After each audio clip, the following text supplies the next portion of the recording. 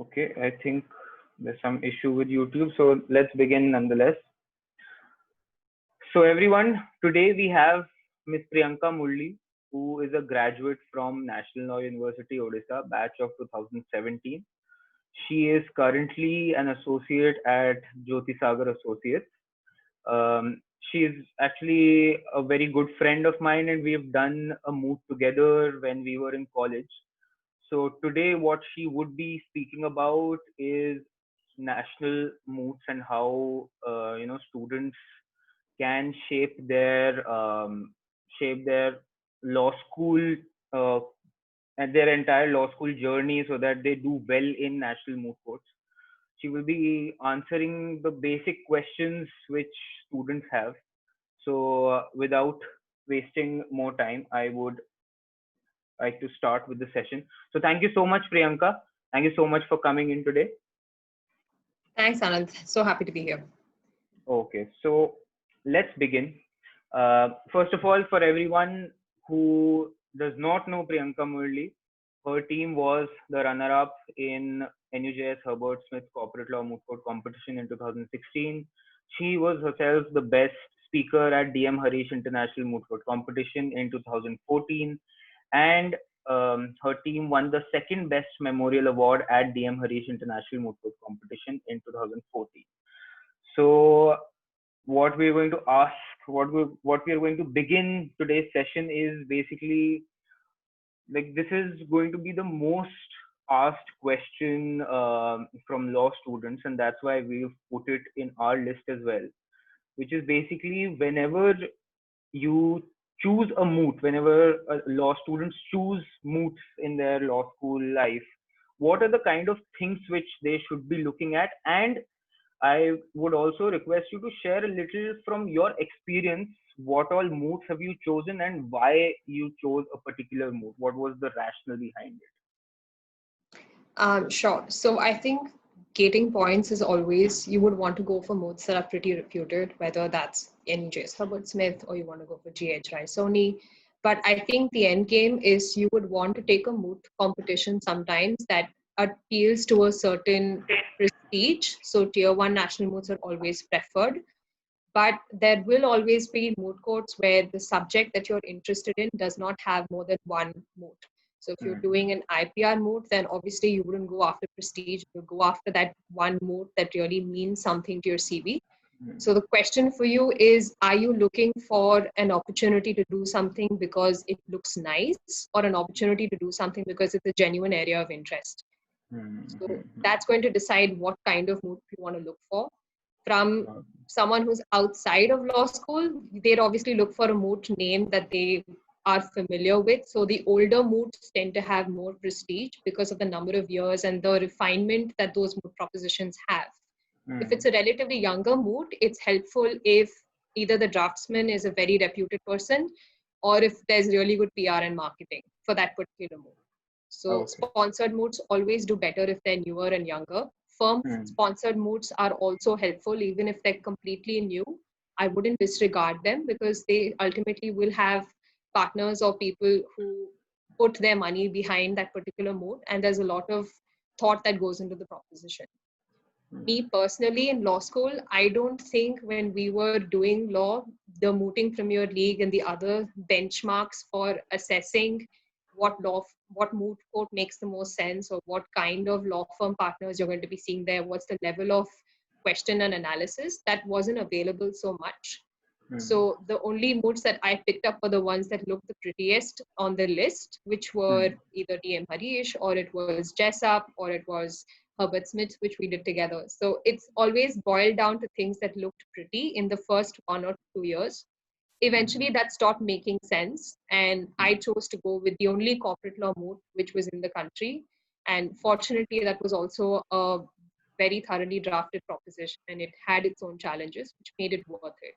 So it starts off in your younger years wanting to do the pretty things, but eventually you start getting a screw in your head and you realize you need to have some clarity of why you're doing what you're doing. And you start to channelize the moot courts that you choose on the basis of an area that you genuinely care about. Got it. So from what I'm getting is that corporate law was one of your areas of interest. Is that correct? Correct. And because corporate law was my interest, there were three objectives. One, I needed to do international moot courts because I knew that the kind of people that I would meet in those moot courts were probably people who were looking at a law firm career, which is the feedback I was given then. And it turned out true. At the time, it was going on the basis of myth. And ultimately, I chose Herbert Smith because it was a corporate moot. And I did that quite senior into law school. I did that in my fourth year. So at that time, I also had a nuanced understanding of the subject. So it wasn't completely alien. But the three considerations for me were, are the people who are drafting those propositions coming from similar career backgrounds as I would be interested in? Was there enough of an interesting subject? And three, was the prestige associated with that move? So those were my three considerations. Got it. So basically, reputation, and I can also pick that variety was something which you were looking at because you wanted to experience how international moot court competitions are, and also experience areas of your interest. So I think that like the basic answer would be reputation and exploration and areas of interest. Like you have to probably balance all of that, and that's what probably you also did.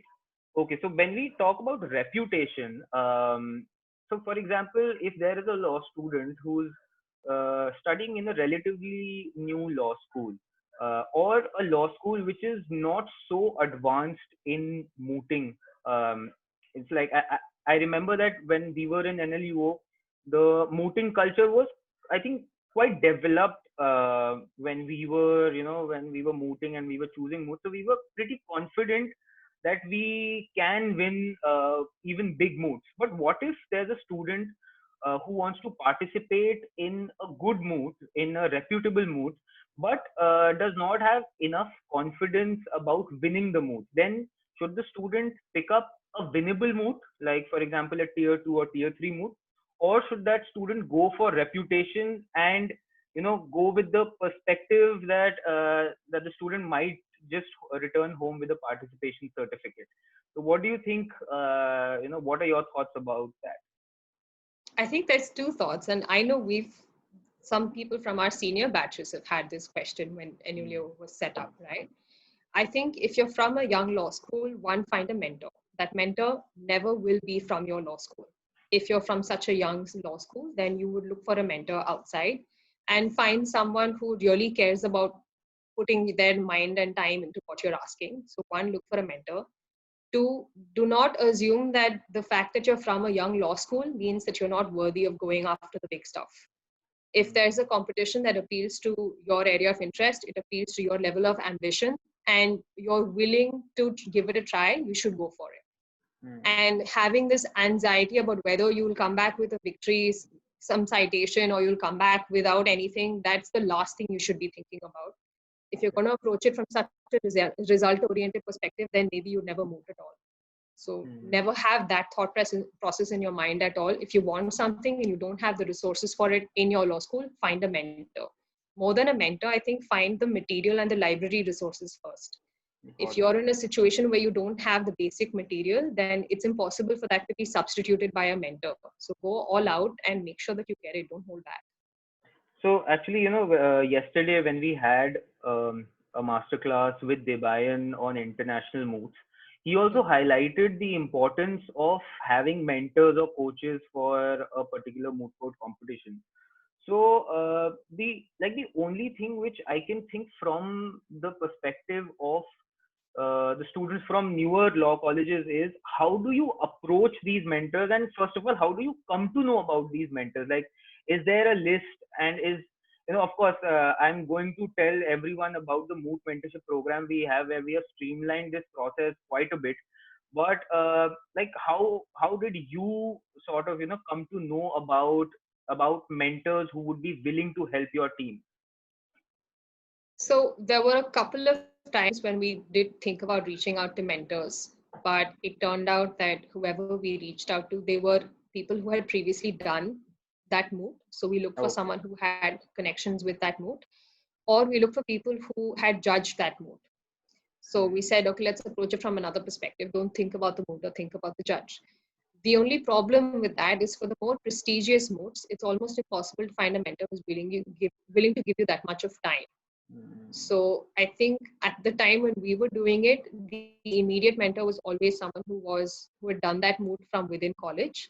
But if you're from a relatively young college, your resources should ideally be someone who's on the judge's side. Don't limit yourself to a student mentor or a senior who's a mentor, because their experience is also going to be greatly limited. They're not coming at it from a practical perspective. They're going to look at a moot for a moot. And I think the biggest problem is that mooters think in a different way from real life people, because mooters think it's about the mooter. But in real life, you realize that nobody cares about the mooter. They only care about the proposition and the clients, right? So it's a very different perspective. I think go for someone who's preferably not a student. Look at someone who is in the industry, because they understand how the judges think. That's very true actually. I remember we also reached out when we were doing NUJS-HSF corporate law moot court competition.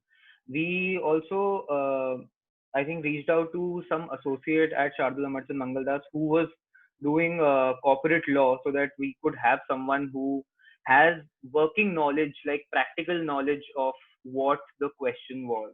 So I think that's actually a very good way to go about it. Whoever is listening right now and whoever wants to go approach a mentor, choose someone from your first of all your subject area of the moot court competition, and if you can find someone who was previously connected to that moot court competition, then nothing like it. I think that's a very practical way to go about it. Okay, so because we are on the topic of moot propositions, tell me how in DM Harish and in HSF, how and what was your strategy to proceed with the moot proposition once it was released? Like, what was your first and immediate response? First immediate response was picking out the two different sides, identifying every fact and identifying how to use each sentence either for or against. So I think the first approach to a moot problem is a utility analysis. You need to understand what you can use and what you just can't use. But I think it takes about 15 to 20 readings of a moot proposition before the utility of each of those statements starts to become apparent. So I think the first 10, 15 days you would spend in parallelly reading that subject or reading the questions that are sometimes apparent in the problem and reading that moot proposition also. But almost inevitably, everybody opens a moot proposition and believes that it's one-sided. We've heard this year after year after year. But I think as you develop the ability to read problems better, you understand that there are utilities for two sets of facts. So I think the only thing you need to understand is, how do I use the facts before you start mucking around to find how to apply the law to your circumstances. That's the first starting point. Got it. So, like another question which I have related to moot propositions is, and probably you can draw from your own experience of DM Harish.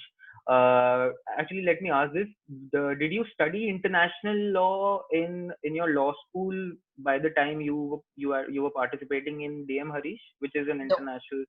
No. Okay. No. All I right. was in my second year, so we didn't have that. Okay, and most of the law schools, what they prescribe is, I think international law comes in their third or fourth year. So of course, a lot of students out there, they think that they shouldn't choose a moot unless they've studied about it in law school, and this is something which we tell them all the time through our courses and through our webinars, that the studying you will do for a particular subject through a moot will be way different than the studying you will do in a class. And probably whatever you're studying for 6 months in a class, you can complete all of that probably in a week or two when you're actually doing a high pressure moot. So how was your experience of doing an international law moot when you had absolutely no background of it through your law school syllabus? I think it probably was the best position for me to start, because one, there was nobody giving me prior guidance on how to approach the subject. It was me, my intuition, and those facts. I didn't have any prior guidance. I didn't have any prior knowledge. And I think that also makes you feel more responsible, because you really don't want to mess it up, because it reflects on your inability to pick up on new things. So you don't want to look at it as something that you need any prior guidance. It goes without saying that even if you've studied a subject, you will never have studied a subject enough to crack a moot problem in the first 24 hours of reading it. It's impossible. It's not designed for you to be successful with a proposition, whether you know the subject prior hand or you don't. But I think for me personally, it was better that I knew nothing about the subject. Even I think by the time we did NUJS corporate law, or I did JESUP the year prior that, I was more than happy that I knew little to nothing in those had its own nuances. Plus, law school teaching doesn't get far. I think everyone can say that they have the best law school teachers, but we know that there are limitations to the top model that we have. It doesn't work at all. True. That's very true, actually. So, okay, let's drift apart from the topic of moot propositions and the subject area of the moot. Let's now come to the topic of how students can aim to become good speakers in moot court competitions. And as we know, you won the Best Speaker Award at DM Harish, and you were also a speaker at NUJS-HSF. So, first of all, like, my first question is, how was your experience in DM Harish and in HSF, being a speaker? I think there are two completely different formats of speaking, when you have moot propositions where you challenge jurisdiction heavily and moot propositions where you don't, right? The reason I'm saying that is because in moot propositions where you challenge jurisdiction, it's almost a given that you're going to have to proceed into merits, because then the moot problem will not go ahead. The moot competition doesn't go ahead. So I've seen that a more aggressive manner of speaking does less favors for you in a format where you have jurisdictional challenges, like most national competitions. In formats where it's in like international law, you've already had two countries agree to the jurisdiction of a particular court. So you would not be as aggressive, and your focus is more on the merits. So I think in terms of tone and approach, you need to find personalities within yourself which are capable of having enough of sincerity to move in a moot competition where you're not being so aggressive about jurisdictional challenges. So that's the first thing in terms of your mindset to that particular moot. That also decides how you split your roles as speakers. And your ability to manage the different kind of issues and different kind of arguments should really be dictated by whether you're capable as a personality to be sincere and convincing enough. The thing that's more interesting now, and I think is going to be relevant for people watching this, is the way you study and you prepare for oral rounds today has not been tested before. During our time, we did our oral rounds in person. I had a camera, very bad phone, propped up on a podium in a very bad leaky classroom, where I recorded myself to see what tics I had, what things I did, how did I speak, how did I react to someone trying to take me off the track, etc. But I think now, when you're going to be doing moot competitions through Zoom or Skype or any other video format, the sincerity or lack of sincerity in the way you convince someone becomes all the more apparent. In a real life situation, you remember there'd be a lot of unique characters who keep bowing down every 3 seconds as though they were trying to catch some breath of theirs to seem sincere in moot competitions, but that's just not going to work online. So I'm not saying that this kind of oral speaking now is very different from what you had to do maybe 4 or 5 years ago when we did it. But the fact remains that you need to have extremely good engagement skills through a webinar format or through an audiovisual format. That's something you just can't negotiate out of today, because no one's going to listen to a screen for a long time. The human element of persuasion has changed. So that's something you should try. Record yourself, have people conduct hearings through your laptops, and that's in fact better, right? You can have so many mentors who you don't have to be with in person. Get as many people as you can to take your rounds. So it's practice under the right environment, and practice with the right attitude and mentality that the problem deserves. So when you participated in DM Harish, what were the kind of things which you picked up and improved on, which you took into account when you participated in HSF and in JSF? Like, what were the improvements which you definitely, which were very apparent in your speaking style? Was there anything like that? I think two things definitely changed from the baby years of mooting. One is you learn to stop taking things personally. You realize that it's the job of the judge to try to take you off the track. They're not interested in necessarily helping you solve every problem in the most convenient way. So you stop taking things personally. And the second thing I think is the ability to just smile at the judge, the ability to engage with the judge when he's pulling your leg or when she's pulling your leg, and to also catch the cues, because I think judges are not really interested enough in your lives to make it help. Judges will ask you questions with a desperate hope of trying to lead you to the correct answer. If you do not have the intelligence to listen, then you're never going to get to the right answer. So over a period of time, you develop the intelligence to take the cue. When a judge is getting irritated, it's not about you. He doesn't care about you. He's trying to convey to you that that particular line of argument is not working and asking you to desperately change to another line of argument and save your boat. So over a period of time, I think the two things that changed were, one, don't take anything personally, and two, develop the ability to understand where the judge is trying to lead you. They're not against you at all. Yeah. So basically, so what I can summarize that is that you need a very strong intuition of how the judge would react, or how the judge would be what the judge would be asking, what does he need to know at any point of time.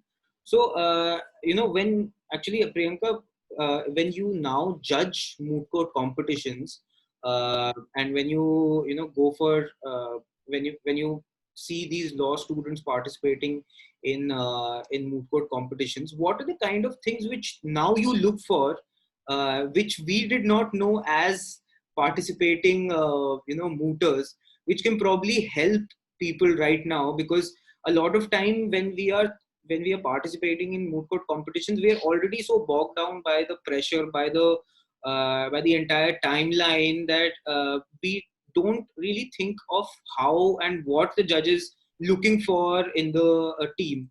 So now that you're on the other end, like you're judging moot court competitions, what are the kind of things you look for in a moot team? I think what isn't so apparent when we were mooting is the necessity of common sense when you're making arguments. As a judge, if someone loses their train of thought and they're leading you in a completely different direction, it's really apparent. And I think you sort of miss that from a just presenting your arguments perspective. Everyone uses IRAC. I think the problem is everyone tries to argue the way they draft the memo. The sequence of the memorial is not the sequence of your advocacy. So that is not something that's apparent to you till you're on the other side listening to really badly presented statements. This is exactly what Debayan told everyone yesterday, that IRAC is good for memos, but when you come to transcripts, when you are presenting your arguments orally, then you may want to think about how you may want to restructure your arguments, so they please the flow of arguments. So yeah, that's actually a very good thing to point out here.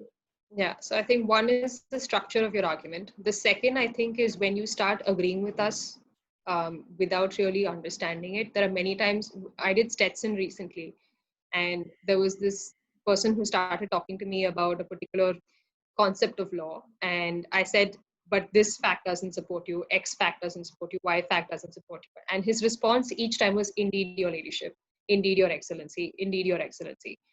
Now, if I'm saying this doesn't work, logically, your response can't be indeed. That means you're agreeing with me, right? But I've noticed that there's a default way of speaking that people pick up in national moot courts. I don't know where this comes from, but they have a standard set of words that they like to use. And I think that's going to become completely irrelevant. There's every word that you say eats into your time. The more you spend in having really long sentences in your communication, the less a judge is going to be interested. So from the listener side, I now understand where you've lost me and where I'm no longer interested. Because you're using the statements that I've heard so many times and I have probably used so many times. So one is structure of argument, and the second is the ability to engage. Okay. And So, you need to develop that over a period of time. yeah.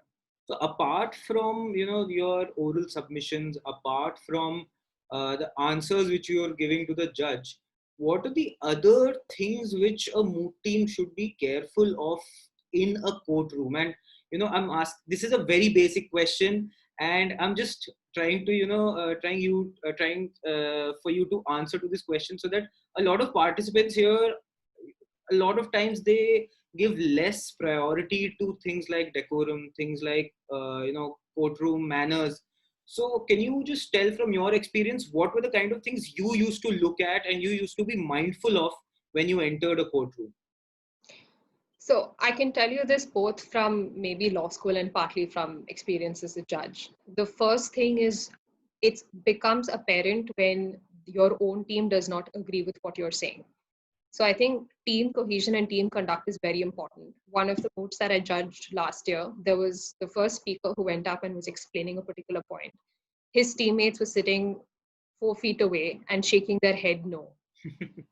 So it became apparent to me as a judge that your own team did not believe in what you were saying and that they knew that you were wrong. It didn't require me to have a nuanced understanding of the fact that you did not know what you were talking about.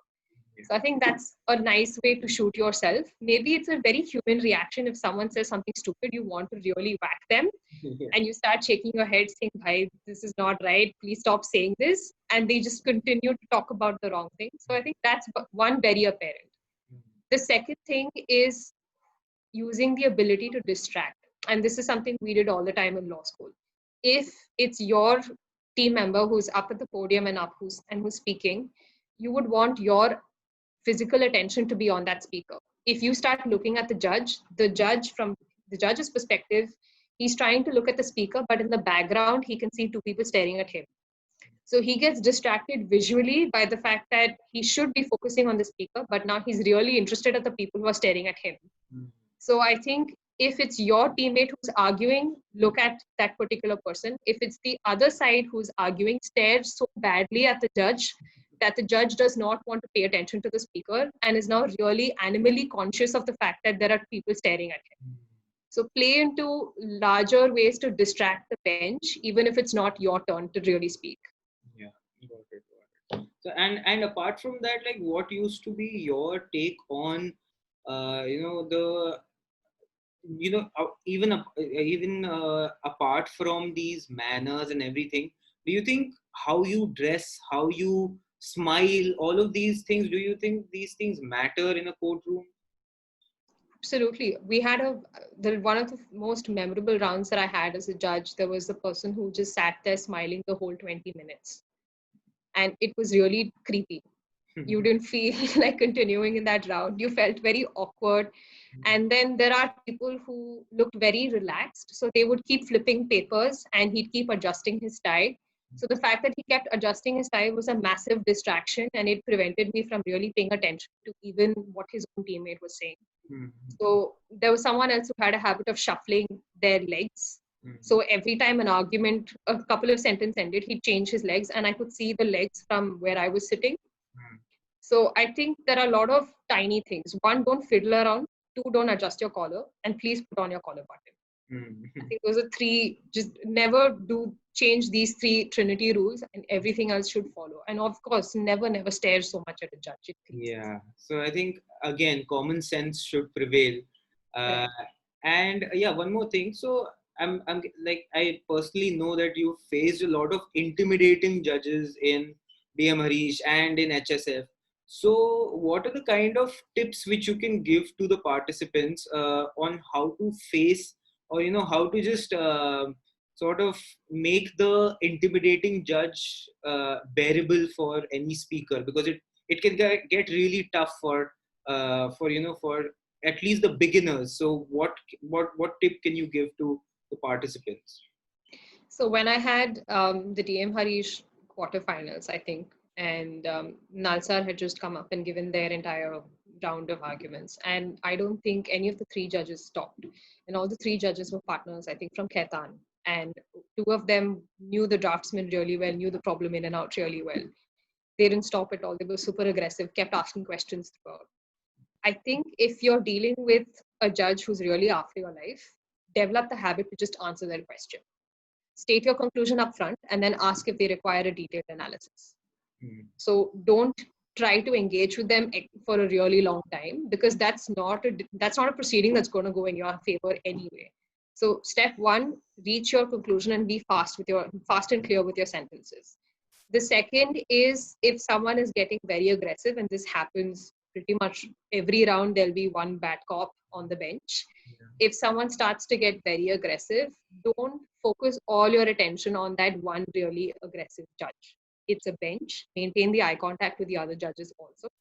And don't get so wrapped up in the fact that this one person is applauding at you. Do you think it's a good, sorry, I'm very sorry to interrupt you. Do you think it's a good idea to be counter-intimidating to an intimidating judge? No, I think you need to be nonchalant. I wouldn't try to intimidate someone who's intimidating. I mentally start shutting that person down and think, I just want to focus on what he's asking, how he's aggressive. His tone and his volume completely are irrelevant to me. Just the question is relevant to me. Also, I do understand that this person may actually be really obnoxious in real life, but the likelihood of me having to deal with his person's face later on is almost nil. In fact, in that particular DM Harish round, when we came outside, and when I was very surprised to know that the highest mark that I got was from the judge that irritated me the most. And I was super steamed off because it was my first moot and I was asking a question that was completely irrelevant to my problem. And towards the end, I realized that, okay, he valued the fact that I didn't care. So I think you need to have a kind of sensibility to not get overtly caught up. It's a moot court competition. It's not life and death, even if it feels like it. So chill out a little. Don't take it so personally. Got it. Okay, so now let's talk a bit about how students can, what they can think when they want to form moot teams. So what do you think are some of the things which students should definitely think about before they make a moot team, just out of friendship or just out of convenience? So, like, what has been your experience, and how have you what are the things which you also thought about while forming a moot team? First, always work with someone who's willing to put in the time. You don't want to be the one picking up the slack on somebody's inability to do basic things. And so definitely look for someone who's willing to put in the hours and willing to put in the time. Second, look for someone who you can be honest with when you think they're saying something completely out of the world. You need to have enough of comfort to be honest with them and for them to be honest with you. That we think it's easier to do it with friends, to tell them exactly what's on our mind, but that's not necessarily always true. It's possible for you to be honest with someone who you've never mooted with before. The third thing, I think, is look for someone who's willing to admit when they're wrong. That's extremely important in the process of you trying to come up with arguments. And fourth, I think, look for someone who's not going to play devil's advocate for the sake of it. You want someone who can really come back with constructive points. It all boils down to first ensuring that you have someone who you can trust in their research. You don't have the time and luxury to double check what they've done. So before you start thinking, are they an excellent speaker? Will they match the way I speak? Because speaking is something you can pick up. Partners eventually over a period of time start talking the same way. But research is something you cannot substitute. So focus on that first. True. And how do you sort of, what's your opinion on how students should segregate the team members on the role of speaker and researcher and whatnot? Like, what do you think are the correct parameters to decide on what role a particular participant, a particular team member should have? Your speakers must be very quick on their feet and must be capable of not getting their ego into the situation. Your researcher must be someone who understands each aspect of your problem and is able to pass you notes during your oral rounds. Because your researcher is not just someone who's working with you prior to the oral rounds and they party when the oral rounds are happening. They're sitting there, they're perspiring because you're saying the wrong things and they told you something completely different. So I think the real test is whether, one, you're capable of speaking clearly. There are some people I know who have issues with stammering, who have issues with anxiety and nervousness. They're excellent with a written work product, but they crumble before any person, not just a judge.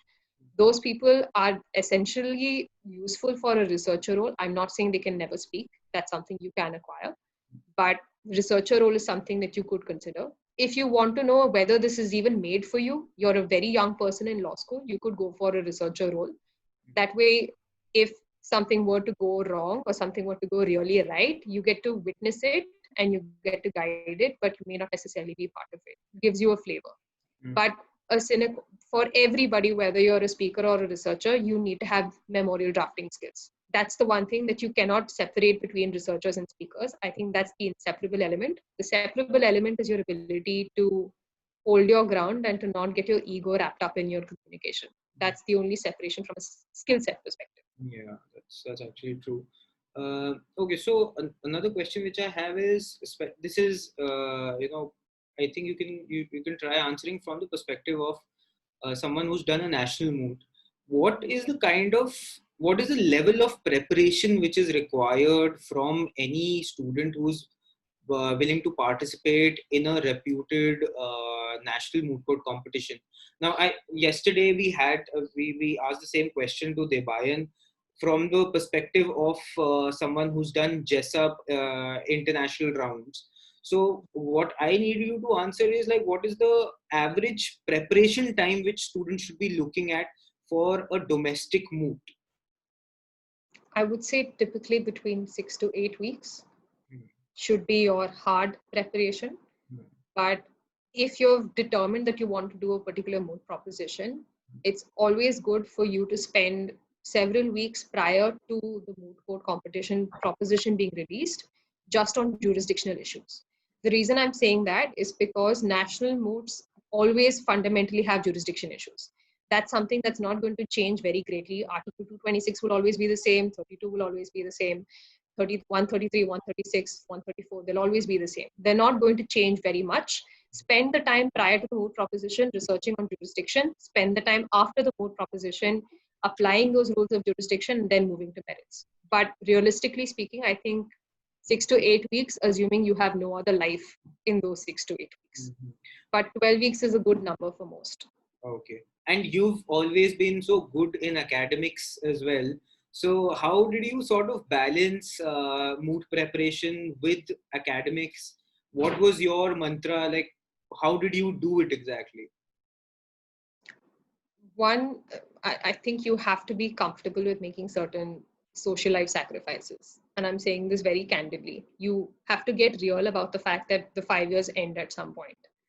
But if you want to try balancing academics, you want to balance having a moot and an academics at the same time, or you're doing internships and you're preparing for a moot court side by side, the reality is that you have to take out the time. There will be sleepless nights. There will be nights when you wonder what the end game of this is going to be. There'll be personal irritations that will come along the way. But the only way to balance it is to understand that if you've taken it up, it needs to be a priority. It's a very self-motivation centered thing, but always helpful to put in more time. Okay, so what I'm going to do is, now I'm going to open the chat box so that students can ask any question which they have related to national moots and everything, and I'm going to moderate the questions. So I'm going to ask the questions to you after I see them in the chat box. Till then, I have one last question from my side. Have you seen any obvious advantage of doing a moot court competition in let's say employability, like when you were trying to get placed in a law firm? Was there any kind of advantage which you had because you had done moots? Sorry, am I audible? Is I think the So network, DM, some network issue? Am I audible? I can hear you clearly. Okay, I think there was some lag. Yeah, now it's fine. Sorry. You can, yeah, you can. So DM Harish directly resulted in 2 internships for me. Okay. One of those internships resulted in an offer that I didn't take. But not every moot court competition can do that. Only a moot court competition that has a really good reputation or is firm sponsored will have that kind of. And you need to get the really advanced, just seen in a preliminary round or in the octa round also. This needs to be someone that you've impressed at a level above that. More so, I know there's this weird notion that mooting is a good, but in the heat of a moot court competition, you're not somebody's card for you to reach out to. But has it been helpful? Yes. Has it helped me build relationships that I didn't expect when I now see people boardroom meetings and when we need to do negotiations for my current job? Yes. So that's helpful. Okay, got it. Priyanka, can you just can you stop video and can you turn on the video once? Like, can you turn it off and on once? Some lag. We can. Yeah.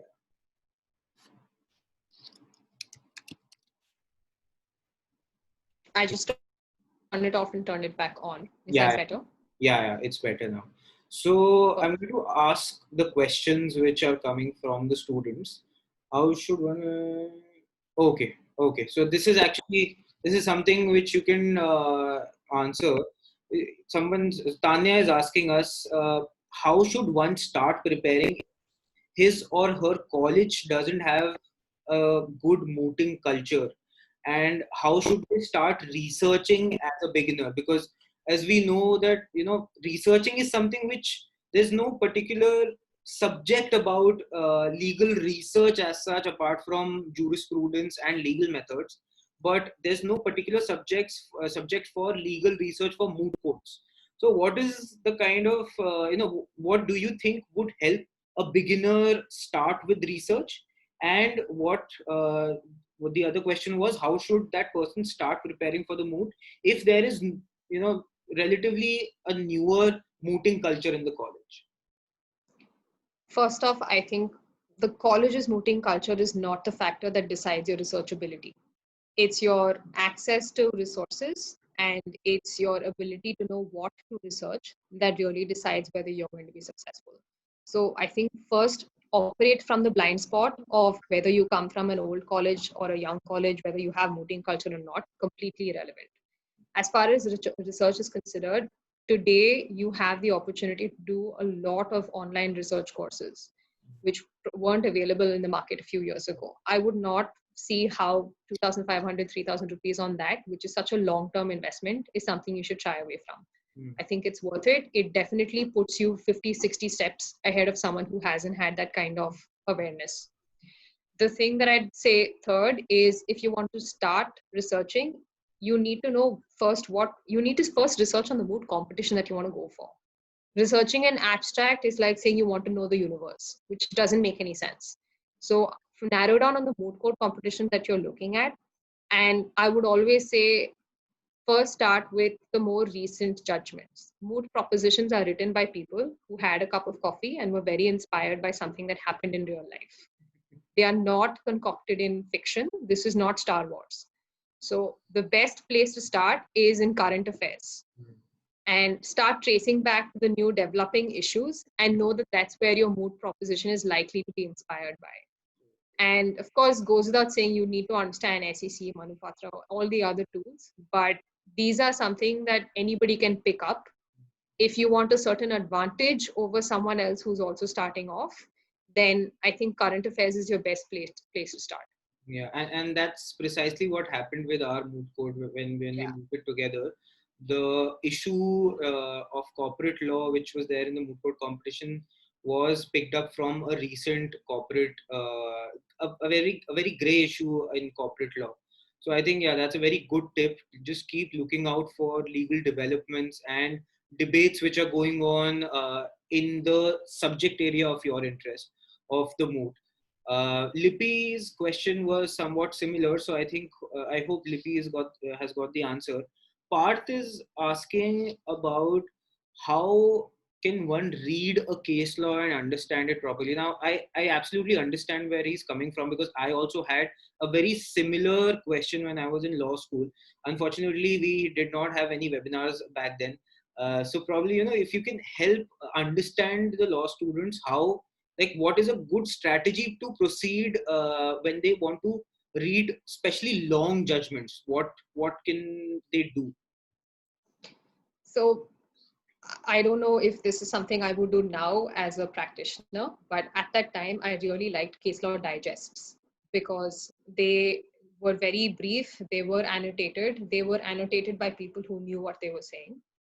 But the general point is, if you're looking at judgments that are decided on an appellate level, which is usually the case for landmark cases, you should start from the original orders from trial court to high court or whatever other tribunal you're looking at, and then move to Supreme Court. If it's a company law matter, you would necessarily have to go back to the judgments at the CLB level, then at the NCLT and CLAT, and then the Supreme Court level. If that is you preparing to understand a judgment that you want to apply to a moot proposition. Mm-hmm. If you're reading judgments before you've ever seen a moot proposition and you're doing it in terms of preparation, then I think you don't have to go so far as to the history of that particular case and see where the original development is, because you will not have a final order. Most of the moot court problems will have an order where there's no final decision yet. That's the timing of the moot problem, right? So for those, I think you need to do a little more research on conflicting decisions. And how you read it is 3 steps: facts, arguments, judicial application. Because it's in the course of the arguments and the judgments where they record what each counsel has said that you really understand the 2 sides of the coin. But I know a lot of people like to go straight to the ratio and say, this is what the judgment said. But there's a context to ratio and there's a context to a biter. So I think it's very helpful if you understand the difference between what's just an observation and what's the ratio. But you're never going to be able to apply either of those if you don't know the factual background and you don't know the arguments the counsels have made. So how do you read a judgment? You read it with a lot of sincerity first. Second, you read it with the willingness to understand context. If you're trying to skim over judgments, then you're never going to make a good lawyer. Forget mooter. Yeah, that's true. I'm sure that the kind of skills which you learned in in law school when you were doing moots are still coming to use as a corporate associate right now. So I think that's one of the things which the participants should also understand, that mooting is just not about winning citations. Mooting is not just maybe not just even scoring internships or jobs as such. The kind of skills which you obtain, for example, research, drafting, and skills like these, like how to read a case properly, you pick up on these things in a better way when you are mooting properly. So I think, yeah, so that's a very good thing to pinpoint at this point of time, so that students also understand the importance of mooting. Okay, so Saloni has a question. She's asking, could you please elaborate more on the jurisdiction thing? So I think a couple of minutes back, you were speaking about how the oralists can sort of decide on what the jurisdictional matters should be, and they should research more on the jurisdiction, and especially for national moots, 136, 32, 226, all of these are going to be standard. So if you could just, recap a bit so that Saloni gets the point once more. I think you need to look at jurisdiction from 2 perspectives. Jurisdiction of tribunal courts. Right? If, for instance, you're doing a moot competition at Priyanka, any other option. Sorry to interrupt you. I think there was some issue with the network. Just a second. Yeah. Yeah. Can you hear me now? Yes, now you're back. Yeah. So when you look at jurisdiction, put them into 2 buckets. Jurisdictions which cases go to a tribunal, such as SEBI, or it goes to an income tax officer, or it goes to CCI, versus jurisdictions that go on the original side or the appellate side. Now, you will never have in national moot courts, you may not necessarily see original side matters apart from writ petitions. Most of them will be appellate matters. The reason jurisdictional is extremely important in a national moot context is I haven't seen many moot propositions where the first issue isn't jurisdiction.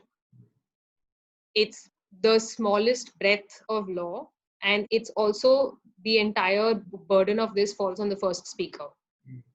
So I think it's extremely important the relevance of jurisdiction, because that's always an issue that the first speaker necessarily.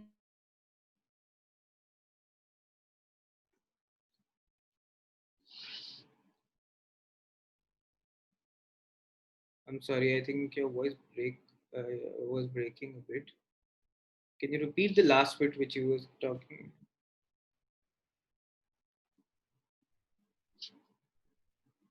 Just a second, let me.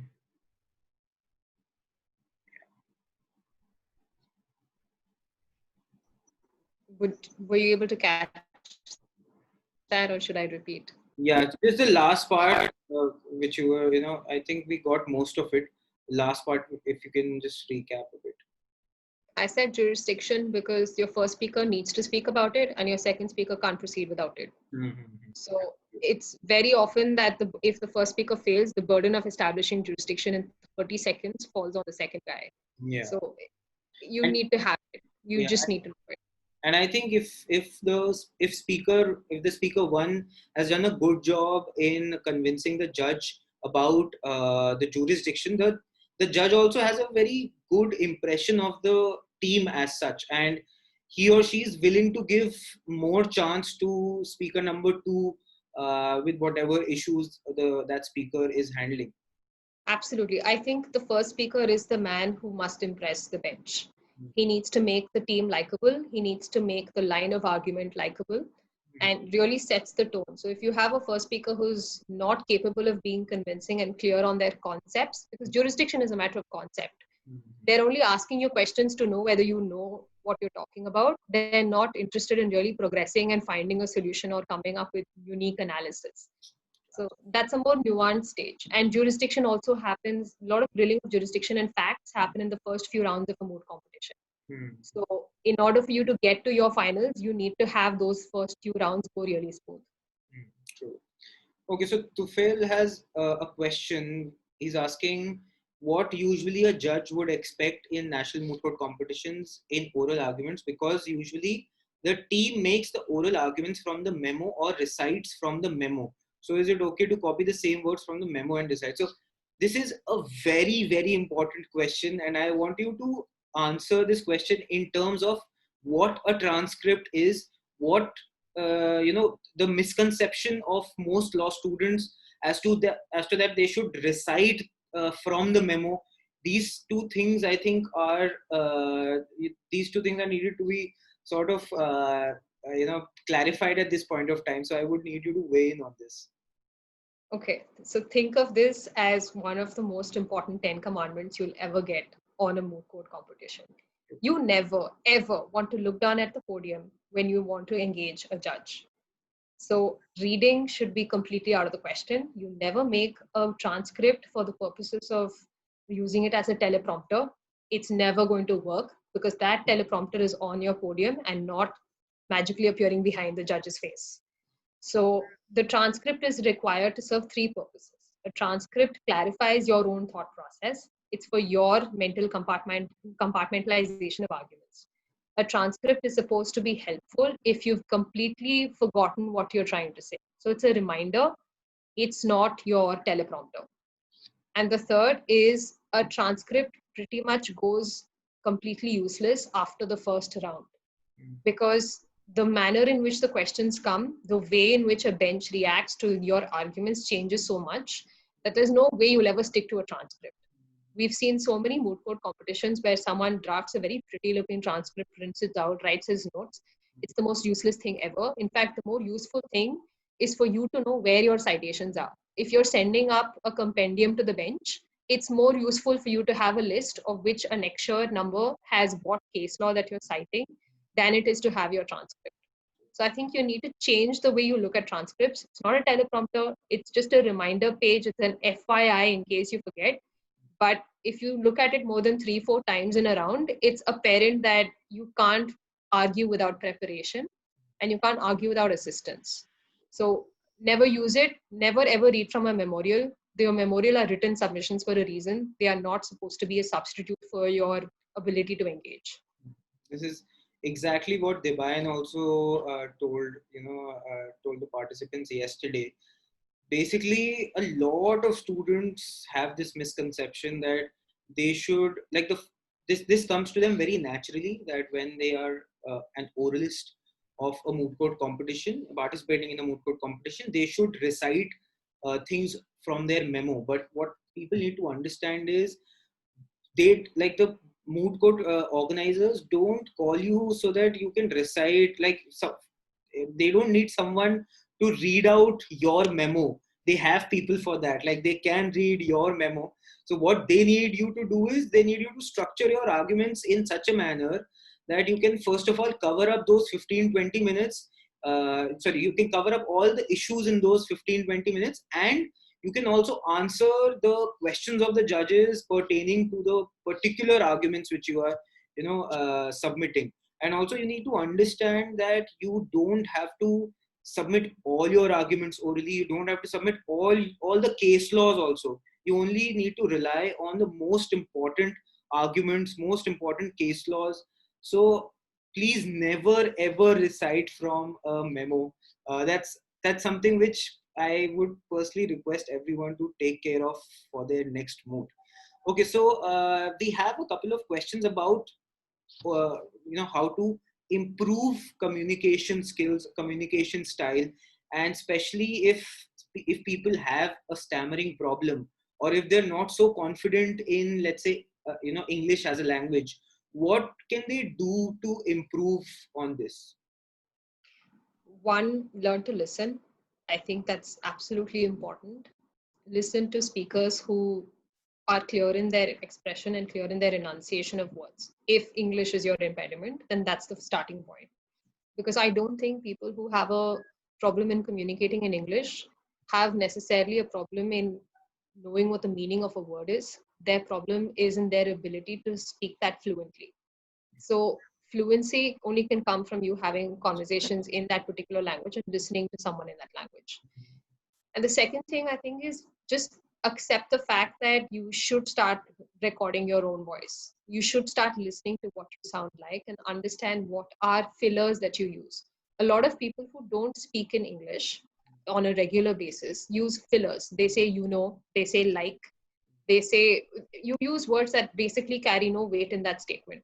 So you need to identify aspects of your statement which are fillers, eliminate those first. Second, you need to start listening more to people that you believe can enunciate and pronounce words correctly. And third, this is not an exercise that is relevant to a moot court. This is a lifelong issue, because the job market, whether you like it or not, requires you to be fluent in this language. So start from the earliest that you possibly can. Listen, be comfortable to listen to your own voice. Even if you think you sound really good or really bad, just listen to your own voice. And eliminate fillers. So that way you're reducing the likelihood of you stammering, because you're not using unnecessary words. And actually, we talk about this all the time. Unfortunately or fortunately, English is going to be the most important language for lawyers in this market. So it's better that you start learning verbal English, or learning the skills which are absolutely required. And we've been thinking about this a lot, of how law students face a problem with verbal and written English. So for everyone, I would actually like to say something.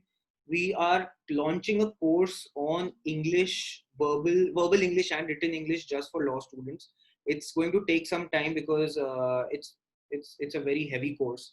So in a couple of weeks or so, please expect a course on English just for law students. And in the first week of July, we're also launching a course on oral preparation for moot courts. So if anybody has that, is underconfident of how they speak and how they can improve their speaking style, they can they can take you from these courses. Okay, so another question from Ishita is, what are the moots a beginner should go for? Like all have taken some names like DM Harish. So can you suggest some? So although I wouldn't, I wouldn't really blame you for this because it's been a long time since you passed out of law school. So if you don't remember the names of moot court competitions, that's absolutely fine. But on the top of your head, if there is any, moot or any kind of tip which you want to give Eshita on how to, what are the beginner level moots which she can target? I think beginner level moots are constitutional law moots. I think those GH Rice Sony at one point, I think they had a modified format. Moots that I would go a little easy with are BCI because the Bar Council moot competition has 4 propositions. That's So actually the oldest moot of India also. So yeah, you don't want to mess with that. yeah, you don't want to mess with BCI in your first competition because even their very preliminary round judges tend to be completely clued in on what's happening. They pick people who know what they're talking about. So I think the kind of moots you'd pick in the early stages are subjects where the issues are always going to have some amount of public policy involved. Because when you enter law school, you do not have a handle on the difference between public policy and law. It takes you a while to make peace with the fact that there are limitations on what a judicial court can do. So I would say in the initial years, focus on moots that do constitutional law, focus on moots that do contract law. I don't think there are any moots specific to contract law, but at least not that I'm aware of. So initial stages, I think constitutional law, I think criminal law is a good space. If you're trying to develop the ability to argue criminal appellate matters, not very easy to do.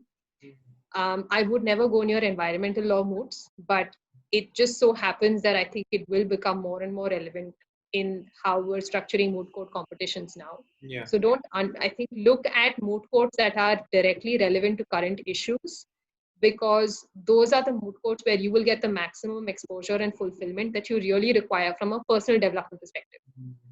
In terms of a list of moots, I've personally...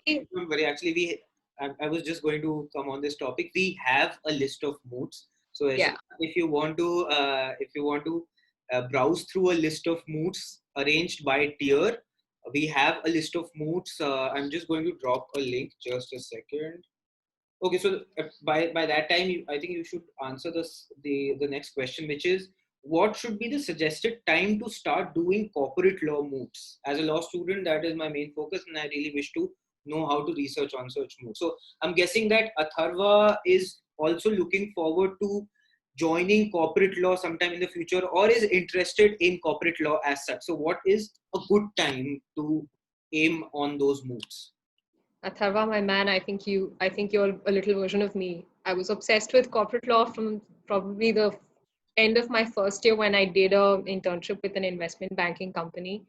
It was my heart stop. But I think there is never a time when you should wait to do corporate law. Whoever tells you that you need to wait to study a subject, or you need a certain level of brilliant intelligence that will strike you in your 4th year or 5th year is just kidding you. Don't do that yourself. Please start as soon as you can. Your interest will give you more mileage than your academic exposure. So if you're really interested in it, go for it. If you don't have the resources, find it. If you don't have the coaches, find them. Okay.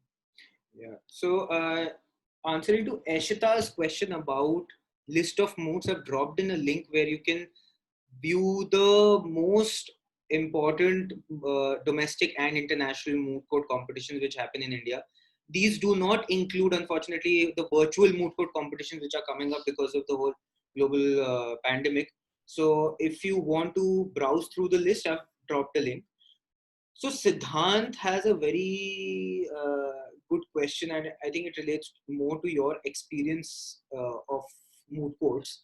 Which is basically, when was your first moot and how miserably did you fail in it, and what myths were busted by it? You can include your intra-university level moot court competition as well. So I honestly don't remember my first intra-university competition so much. I think for me, it was a question of just have fun, but I won best speaker for the junior lot. So that's how it was in the first year. So I approached it in retrospect, bizarrely, with an extreme version of confidence. When I was in the first year, I thought I was going to do everything under the sun. So I didn't have an idea of myths because there was no one to tell me what it was like and what it wasn't like. The first moot I ever did was DM Harish, and fortunately, knock on wood, that resulted in the Best Speaker Award. But all said and done, the myth that I think you should get over is the difference between speakers and researchers. That's something everyone needs to get a screw on really hard, because at the end of the day, your ability to draft and your ability to research are the ones that will really matter in the long run. Those make or break speakers, not your ability to speak. So I think the myth that if you're a really good debater or you've done 50 MUN competitions when you were in 12th and 10th and all of those things, very beautiful credentials, but pretty much irrelevant once you're in law school. You can't rely on your ability to string a sentence in English to get you through a moot court competition. We've also included this as one of the misconceptions in our course. We talk about how it's not necessary for a debater to be a better mooter than someone who's never debated, never mooted. In fact, I know a couple of debaters from our college who did not, excel as expected in moot courts as we had expected them. Like we had put them in a very high pedestal, and the myth which got busted for us was it's not necessary. Like English speaking skills, debating skills, all of these skills matter only till one point of time. After that, it's just about how your arguments are, how convincing can you sound, and a lot of other things as well. So like this is one myth from my experience also, which would be useful for Siddhant. Okay, I think picking up from that, Anant, I think what's really unfortunate is that when you do MUNs, it's about your ability to speak colonial English and draft really lengthy resolutions and to make really good friends. That's what an MUN does. A debate is intended for you to have the ability to counter someone on the spot, right? It's intended for you to have enough general knowledge and common sense. A moot court competition does not test you on either parameters. So if you think that debating, doing MUNs, having a ability to do dramatics and having no stage fright are going to be adequate enough for you to get into moot court competitions, I think you need to ask yourself, why are you mooting? Are you mooting to prove something that you're capable of doing, or are you really mooting to understand where you stand? So they're not the same at all. Any assumptions to that effect are unfortunately too archaic for today's world. True. Okay, so Vishwas is asking, is there any substitute for SCC Manupatra when we don't have access to such costly resources? And this is a question which is coming up a lot these days. This is probably because new colleges are entering the mooting field. So these new colleges, a lot of times they don't have access to SCC Manupatra. So if that is the case, and especially if during the lockdown, if a moot court competition happens, then you obviously don't have access to the hard copy of AIR and SCC. Is there any alternative, or is there no alternative? What's your opinion? So one of my favorite things to talk about is Case Mine and India Kanun, because they are free resources. It was started with an extremely noble cause of making case law research available to as many people as possible. I know people say India Kanun is as good as garbage, but you do have the opportunity to look at India Kanun and then verify that judgment on judice. The thing that people underestimate the most is that your Indian judiciary has a pretty decent case law research system through judice. If you do not know how to use a free text search on judice, and that could be a bigger impediment because that's how you verify case law. So you don't have SEC, you don't have Manupatra, you don't have JSTOR, and you don't have Westlaw. That's okay. You still have free resources like CaseMine and India Kanun. Back them up with your own search on judice. Learn how to use the free text search tools on judice. Okay, so the next question, I think Siddhant's question has been answered somewhat. He's asking, considering everybody is an alien to their first moot, how do you get comfortable with the whole mooting culture?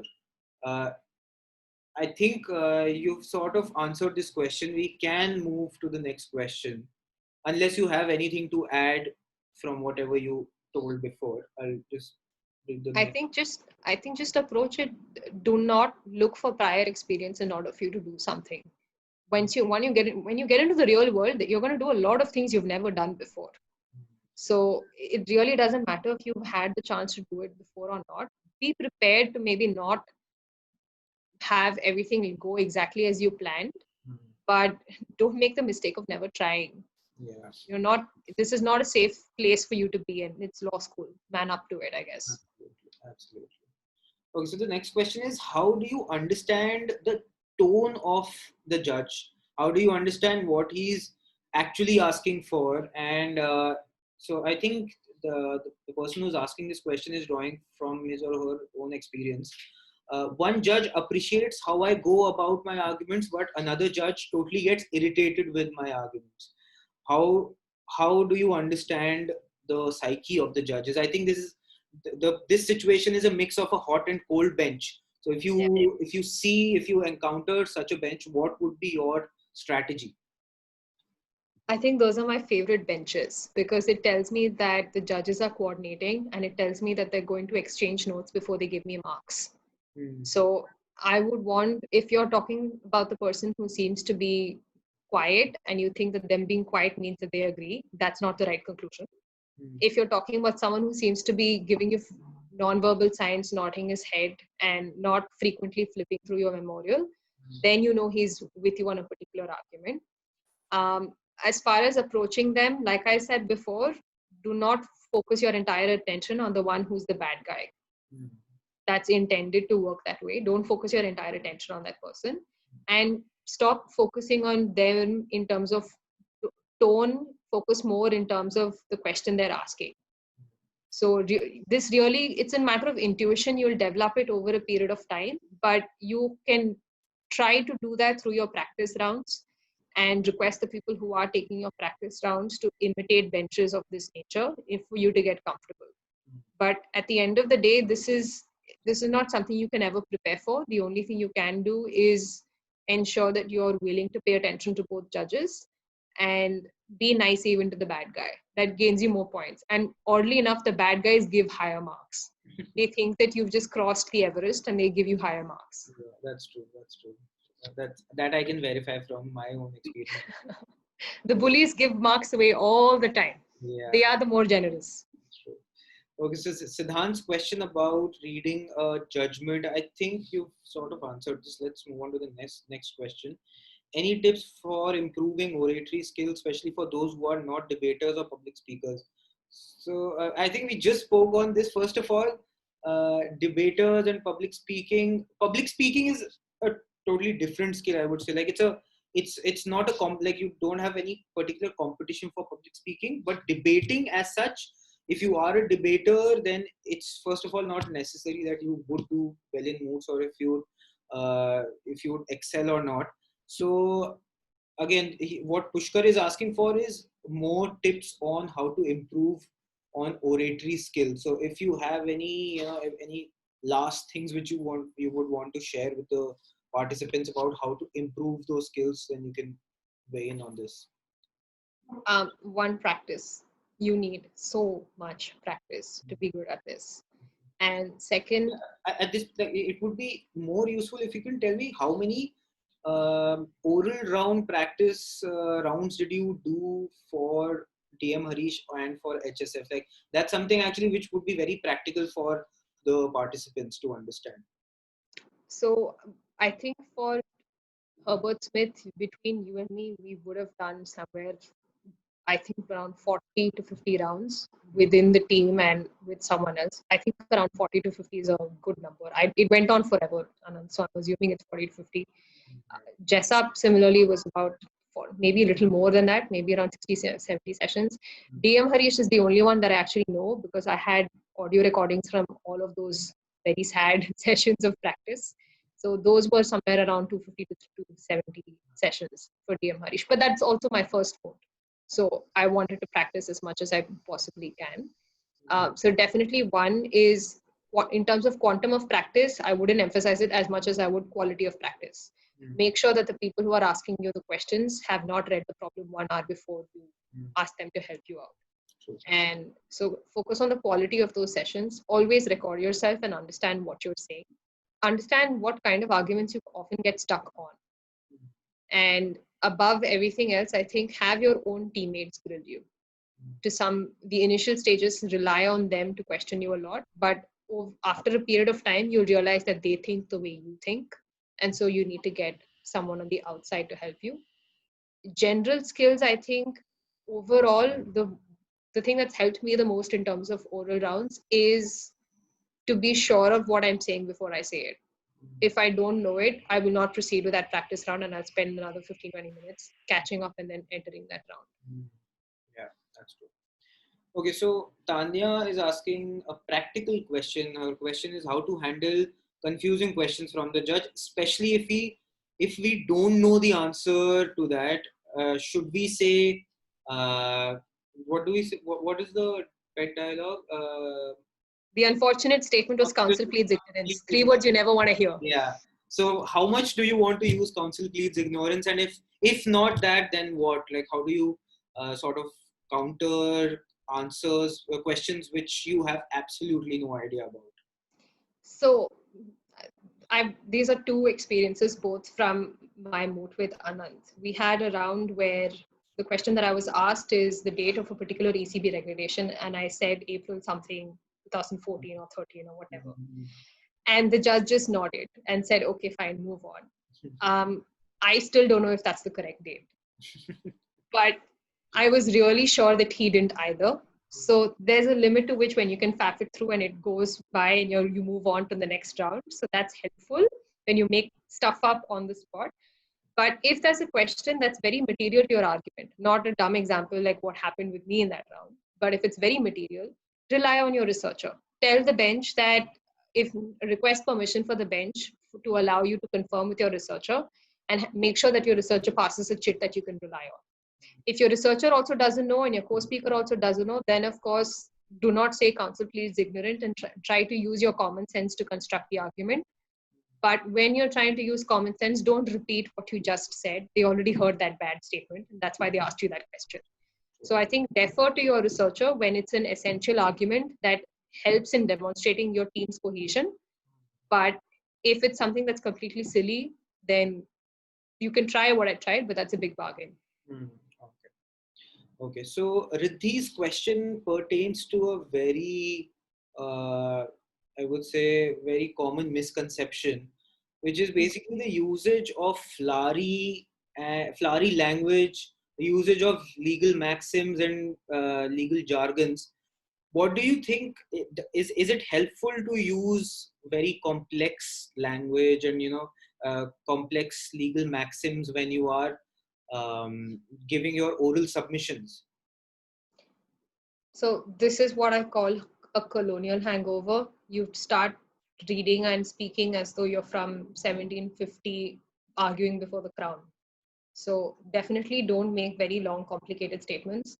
As far as using that in your opening remarks, I've always seen people come up and say, this is the agent for the petitioner, or this is applicant, or they say this is the counsel for the petitioner, and I will be taking up 15 minutes of this bench's time. It's like a long rote that they've picked up passed on from law school to law school and now in everywhere. So don't use very long sentences. Legal maxims, there's no point to it. Why are you using legal maxims? This is not a class on jurisprudence. Yeah. This is not questioning your ability to learn Latin.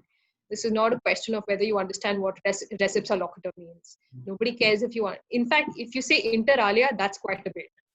So you don't need legal maxims unless, of course, this is common sense, you're using a legal maxim as a rule of interpretation.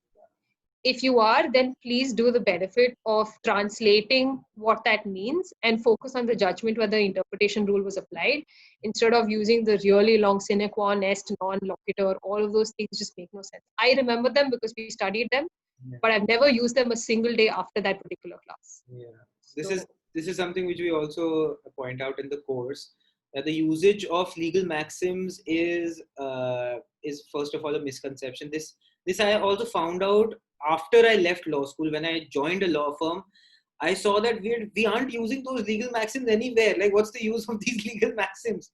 So what I also personally feel is that you should restrict the use unless absolutely required. For example, if your whole issue is regarding audio alterum partum, then definitely you can use that maxim. Yeah. But also, what you should understand is you shouldn't put maxims just for the sake of it. That's something which most law students do just so that they can make their arguments more convincing and more substantial, but substantiated with actual legal arguments, with actual case laws, with actual authorities, not with maxims. They aren't going to help you out at all. So that's the answer to Riddhi's question. I think there are three maxims that we've used the most. I think everyone went down with audio alterum partum. Everyone went down with justum generis. Yeah.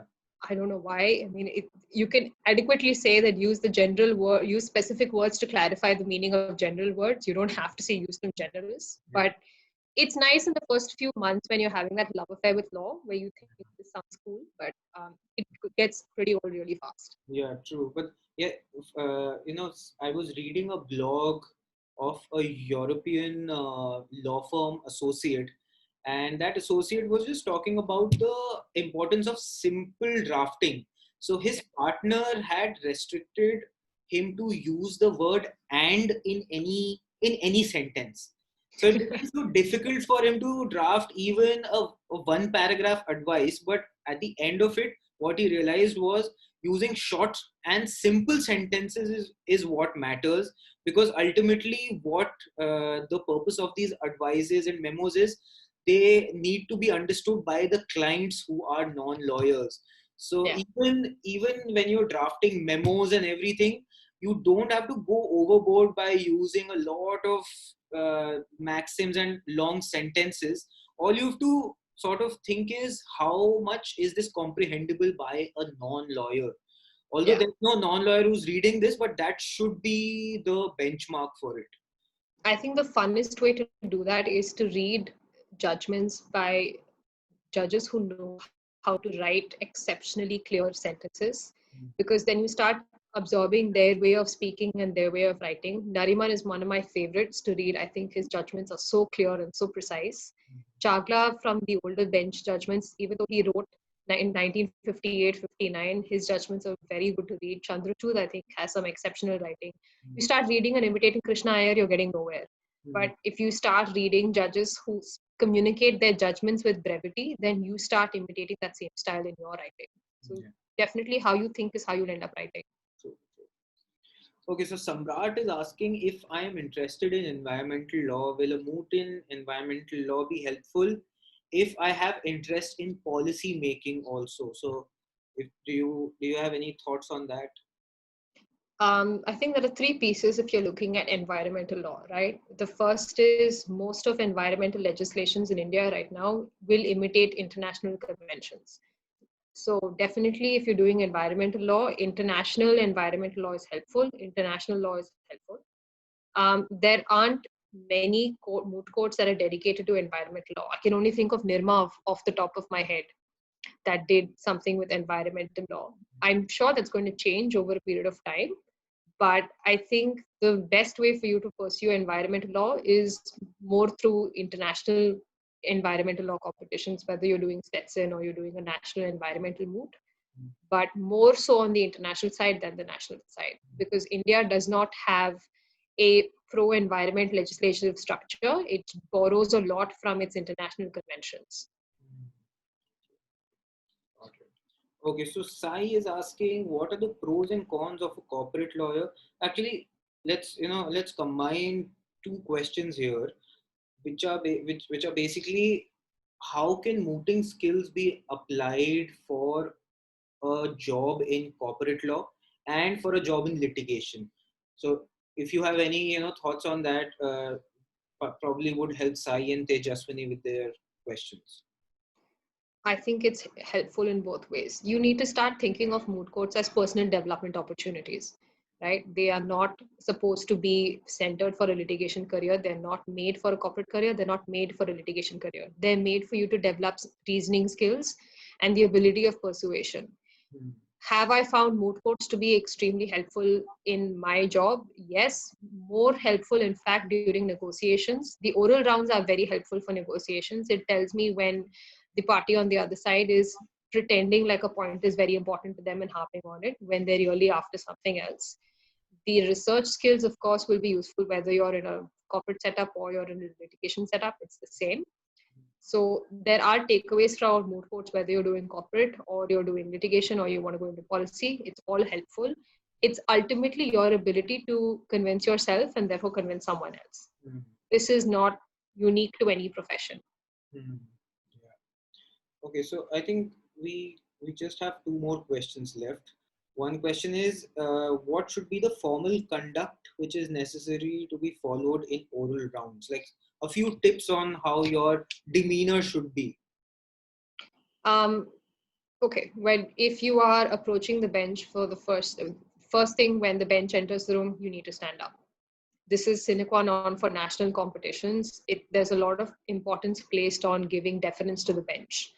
Second is only sit down after the bench has taken their seat. Third, acknowledge the bench. You can nod as you sit down. It's a different kind of personal engagement.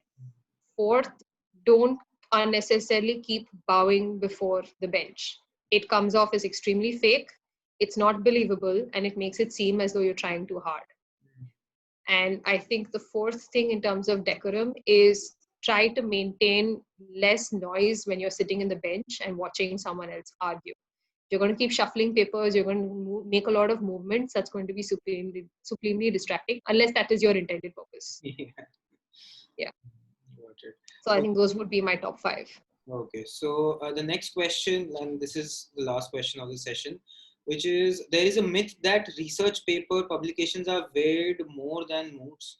What is your thought about it, and how many papers have you published?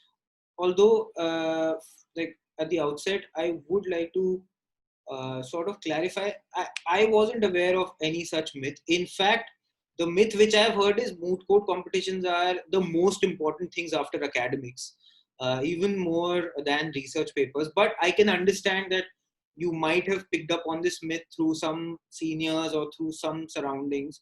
So the question which is important here is, first of all, can you tell about your research paper experience, and how do you weigh them in comparison with moot courts? So the fun part of my law school life was that I never did a single paper. I thought it was dull. I thought it wasn't engaging enough. So I never did papers. What I did instead were assist in editing book chapters. I felt that papers personally get lost in translation because there aren't enough very large conferences in India. The way you would name top 5 moots, you will not be able to easily name the top 5 conferences. It's a very fragmented market. So from a recruiter's perspective or from a law firm perspective, I don't think they're going to focus on that as much as they are on maybe a couple of journals that are really good. Are moot courts a substitute for research papers? No. Is it vice versa? Absolutely not. I think the ultimate solution is what gives you the most amount of engagement and what you're willing to be patient for. Moot court competitions can go on for months. Research papers, you can turn around those papers a lot faster than you can complete a moot court competition. So it's a question of time and how many you have at the end of a particular year.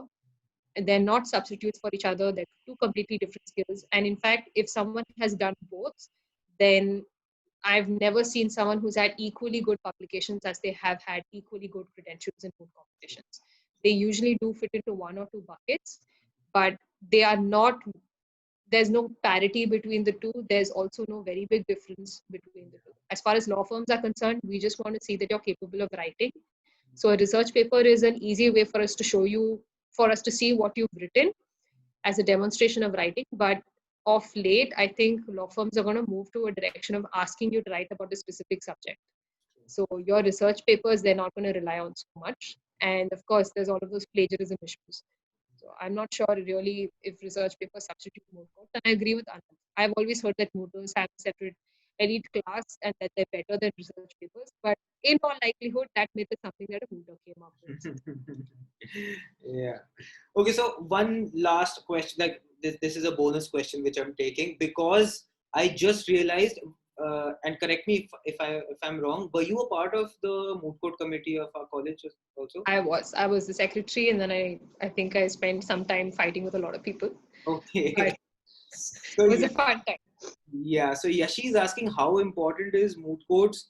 Can one be in the organizing committee? Basically, she's asking from the perspective of the organizing committee, what are the kind of things which you can benefit from to the, when you're organizing a moot court competition? When you organize a moot court competition, so it depends whether you're organizing as a part of a committee or you're organizing for a particular moot. You're one of the people in the organizing committee for a particular national moot, whatever that your college is doing.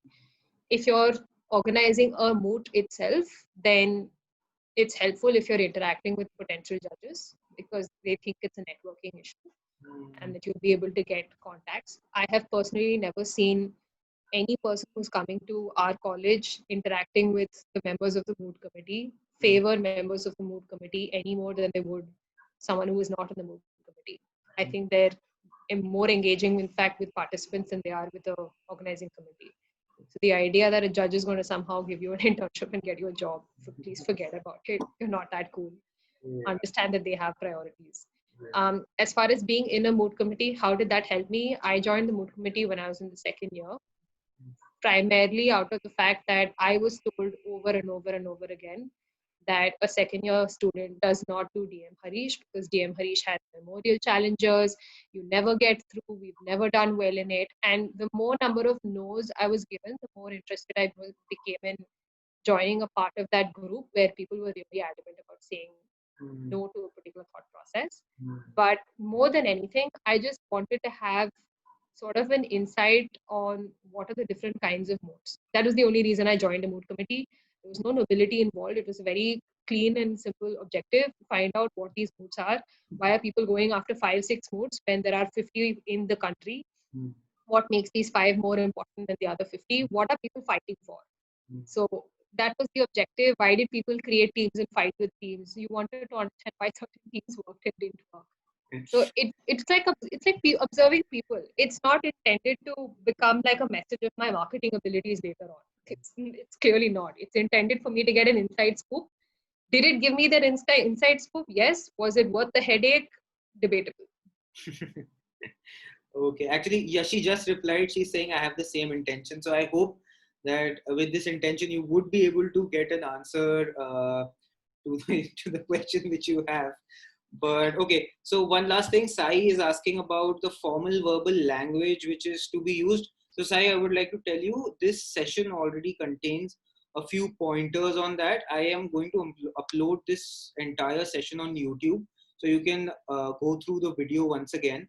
And what you can also do is you can take up our upcoming course on oral argumentation, which is going to give you a very clean understanding of how the verbal, like the English verbal language should be used when you are trying to make arguments in any moot court competition. So with that, I think let's end this session. Thank you so much, Priyanka, for first of all taking out your time and also for answering so many questions and also clearing out so many misconceptions, which is very, very important, and taking a good stand on whatever thoughts you had. I've always liked that about you. So thank you so much. I was warned before the session started that I mustn't give out my hot takes, but I'd rather be noisy about it. So I hope that helps. Yeah. So Tanya, thank you for thanking us, and like whoever thought that this session was helpful, please go and tell your friends that tomorrow we also have a session on trial advocacies. We have a masterclass on trial advocacy by Sneha, who is a graduate from University of Oxford. So she is going to tell about her own experience of trial advocacies and answer questions about moot courts as such. So thank you so much, everyone, and thank you so much, Priyanka. I hope that the session was equally fruitful for you. You got to understand the thoughts of the law students who are studying in law schools right now, because we are way beyond law schools. Oh man, Anant, I think we've aged, but this has been a good Good way to go back down memory lane and also recall some really good and horrible sessions when I was a judge. Yeah, So that's fun. always a good idea. Yeah. Anyway. Thanks so much for having me. Okay, thank you so much, everyone. I'm going to end the meeting. If anybody wants to go through the video again, you can find this on YouTube on our account, Memo Pundits. Thank you, everyone. See you tomorrow.